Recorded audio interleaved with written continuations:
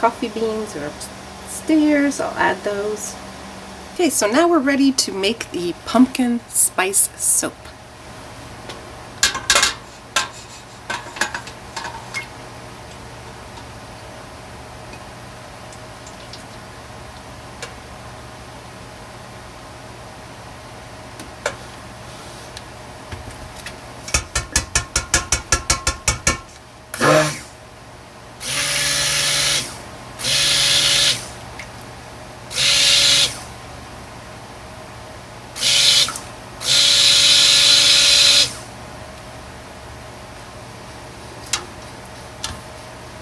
So those are incorporated, the oils, the lye water solution.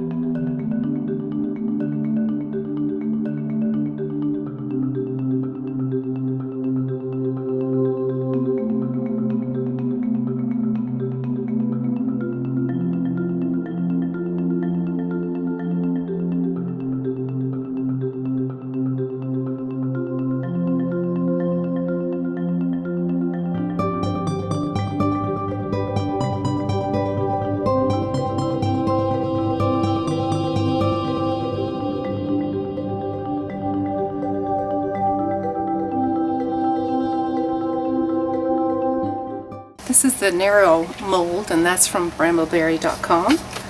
So I'm going to pour this in there.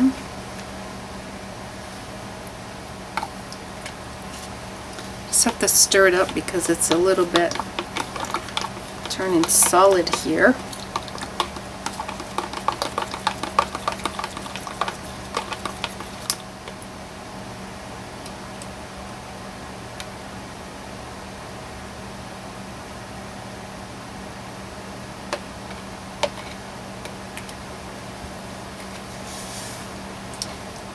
Wow, look at this.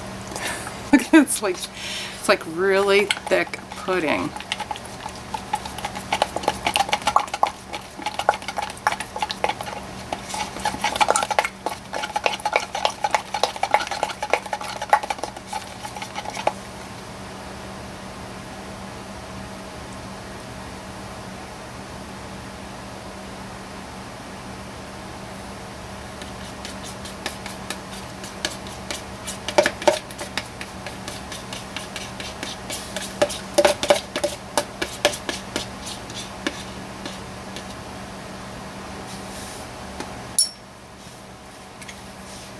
Get all that soap out.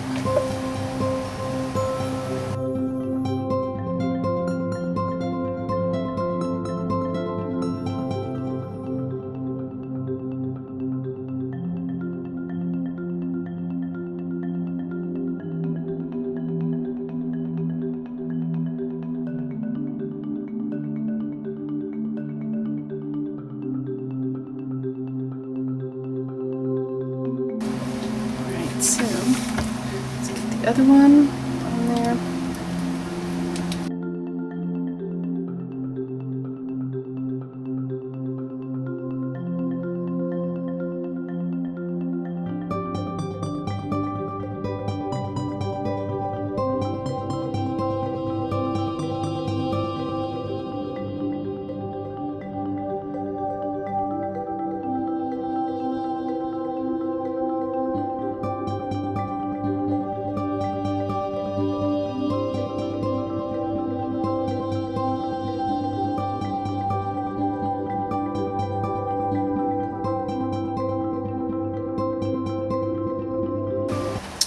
Just going to tamp this.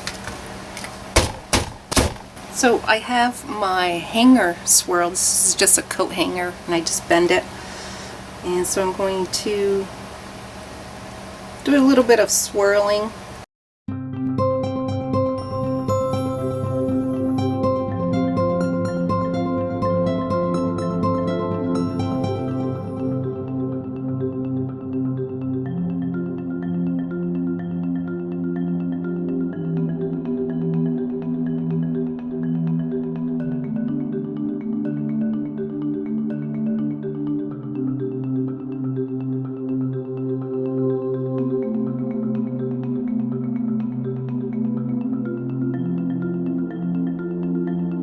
And so this is my orange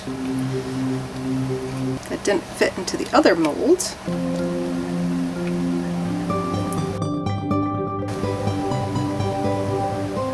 It's hard to make the exact same soap every single time, but it can be done.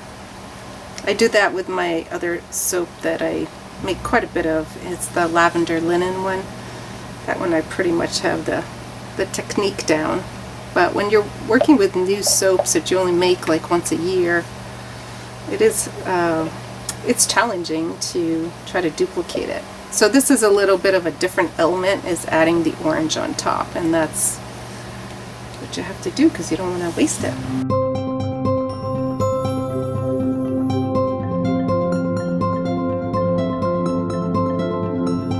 I'm just butchering this, aren't I? It's making a big mess. Oh, there we go. Okay. Alright, so let's see, how do I want to do this? I think last time I think I'm going to drizzle this on there and then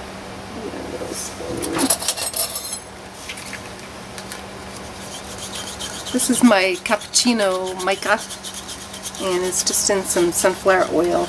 I have a little bit too much, but I'll use it in something else.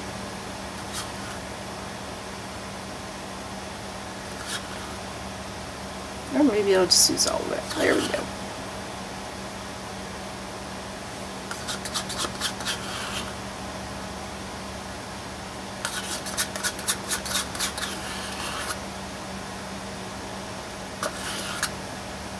Okay.